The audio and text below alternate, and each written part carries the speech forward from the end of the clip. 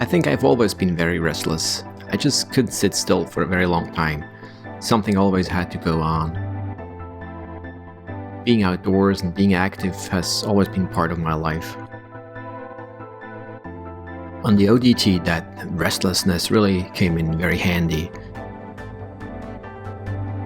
Completing the ODT was about moving forward restlessly, relentlessly, one step in front of another. In that spirit, I simply decided to ignore my knee. Well, what else could I do? I didn't have eyes, I couldn't rest. So I moved forward, restlessly, relentlessly, without stopping.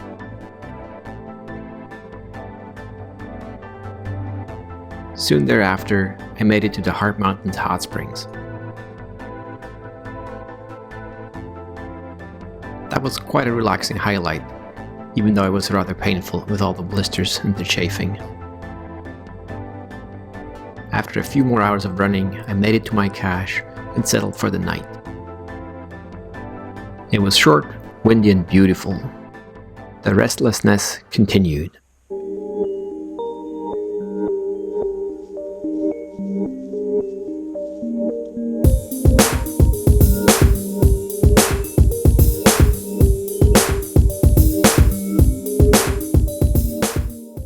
Throughout the day, I had to stop many times to address blisters and shoe issues. Of course, there was never any shade. As soon as I had an issue fixed, there was another one coming up, and that would repeat itself. In the middle of the desert, I found a small pond with a few ducklings in it.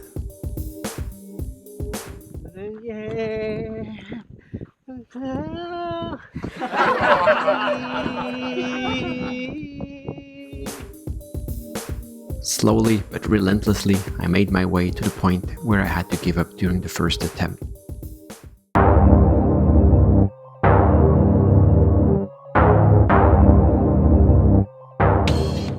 It was a very emotional moment. On one hand, I really wanted to quit. On the other hand, I wanted nothing more than to continue and finish this. Going through that gate was a bit like going through hell and heaven at the very same time.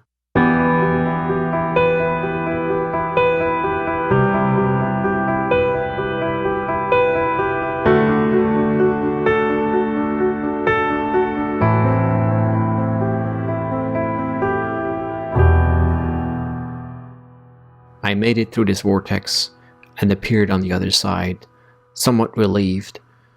I continued for a couple of hours until I reached my cache. That's where I got a big surprise. I found new shoes. I thought they were in the next cache, but no.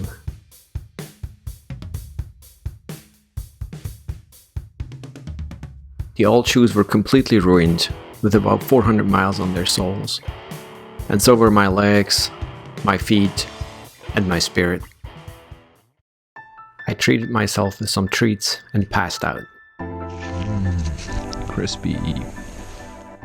The night was short and cold, the usual, I would say. Well before sunrise, I was on my way. In a few hours, I reached French Glen, where I treated myself to breakfast. I was also able to buy new blister pads and some other treats. After a short 1-hour break, I was on my way again. This was a horrible day. Lots of blister issues. The massive stallion piles summarized the day appropriately. As I made my way through the beautiful Indian Gorge towards the Steen's summit, I realized I was not going to make it to the next cache once again. I went to bed hungry, but fell asleep immediately. Frozen over this morning. Ice. First it was wet, then it started freezing. That's how another day in paradise started. What could possibly go wrong next? I made it to the Steen summit by sunrise, and immediately started cruising down on the other side.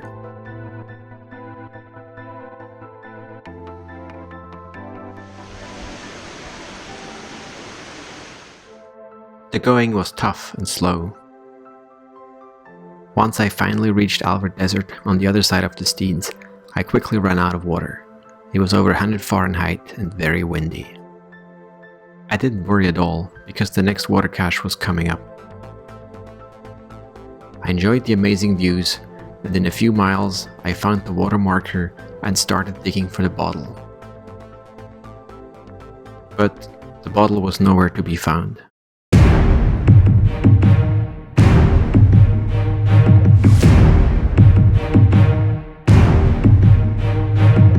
I had a major crisis. This water cache was absolutely critical, and there were many hours to go until Fields.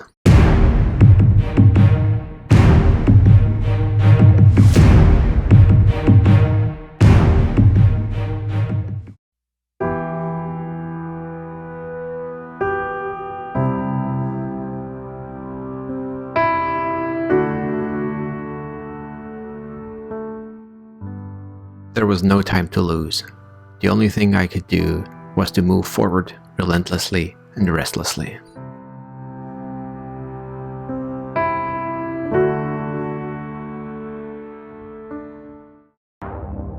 Why do I always get in trouble? Water, please, water. How far will I make it? I see vultures